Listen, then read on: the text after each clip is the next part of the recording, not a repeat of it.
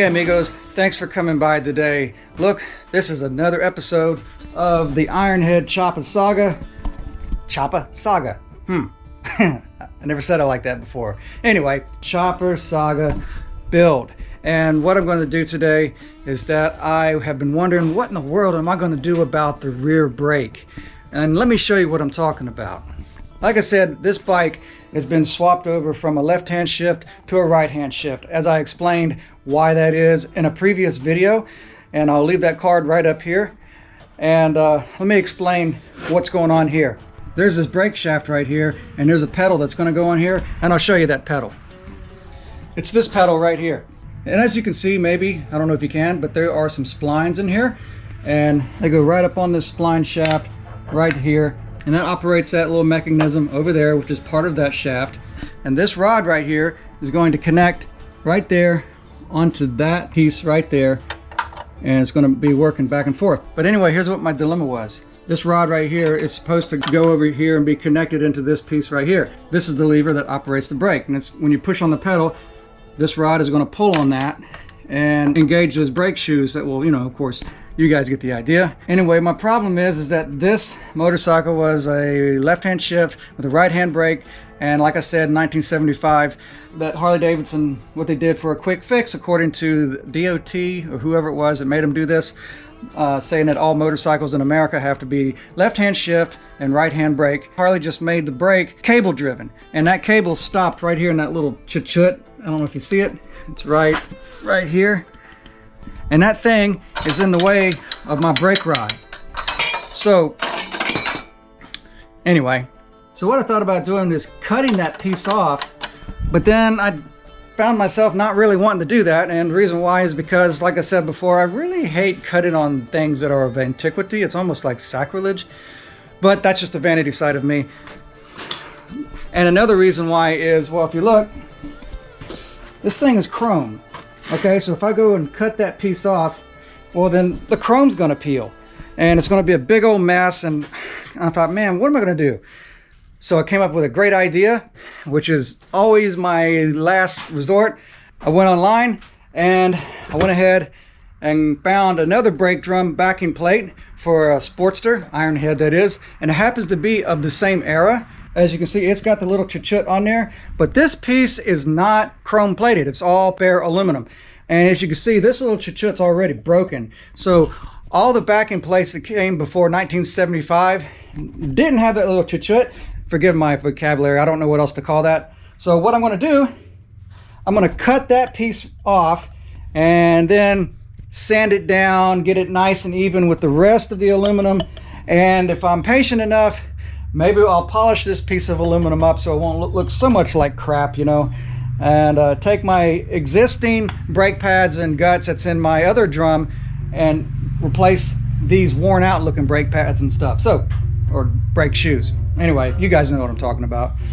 So without any further ado, I think I'll get busy with that.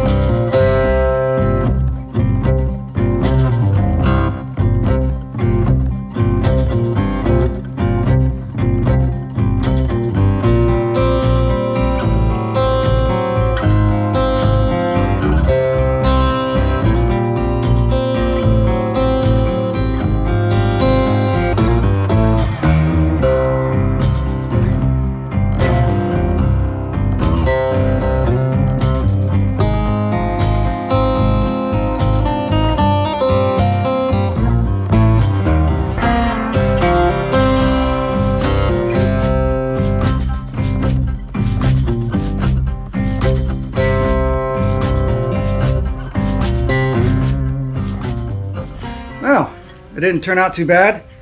Turned out nice and flat. I tried my best to use my sanding pad to get it even with the rest of the surface around it. So I guess the next thing I'm going to do, I bought some polish for polishing metal, whether it be steel, chrome, or aluminum. I'm not much into spending too much elbow grease, but you know, hey, why not? So if I want a nice looking product, I guess good things come to those who wait. So without me talking so much, I'm going to go ahead and give that a shot and see how that turns out.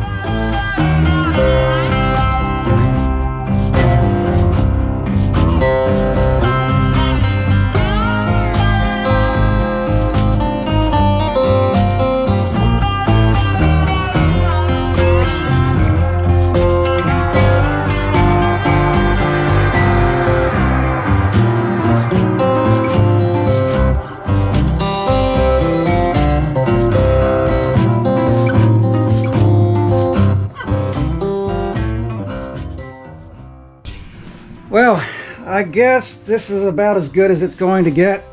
It's definitely not a show bike piece, but at least maybe it looks like it might belong in a museum like Wheels Through Time. After all, in the pictures, I didn't really see that gouge right there when I saw it on eBay. So that tells me it ain't gonna win no bike shows. But however, it may not be much in form, but it is good for function. So what I'm gonna do, I'm going to go ahead and get this wheel off of here so that I can get this backing plate off of here, which has all the brake shoes that I'm going to use, and transfer them from that backing plate to this backing plate. So I'm going to get to doing that real quick.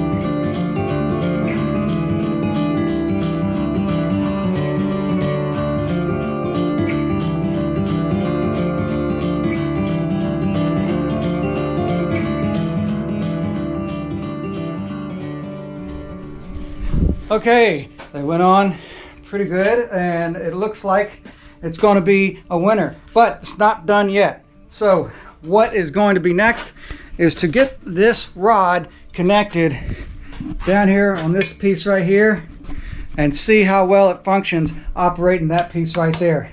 So without any stalling, let's get to that part next.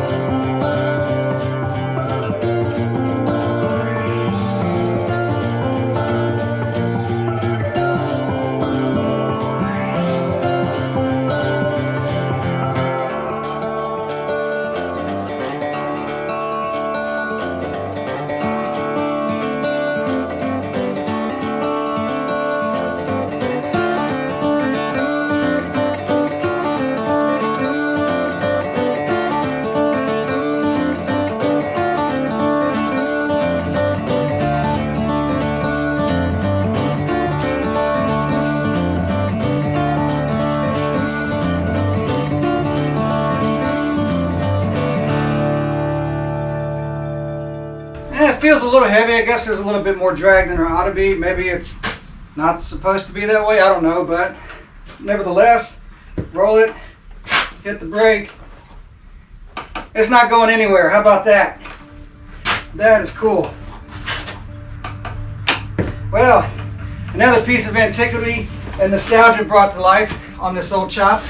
So anyway, thank you guys so much for hanging out with me here in the garage, and I appreciate you just just being here. And if you like what you've seen, go ahead and give this video a thumbs up. And if you're new to this channel and you'd like to see more content, I don't just do Ironhead stuff, I also do other stuff. As I usually say, I have no idea what I'm going to film next, but I will try to keep it interesting. So as always, you guys keep the rubber side down and you be good to yourselves. Thanks a lot.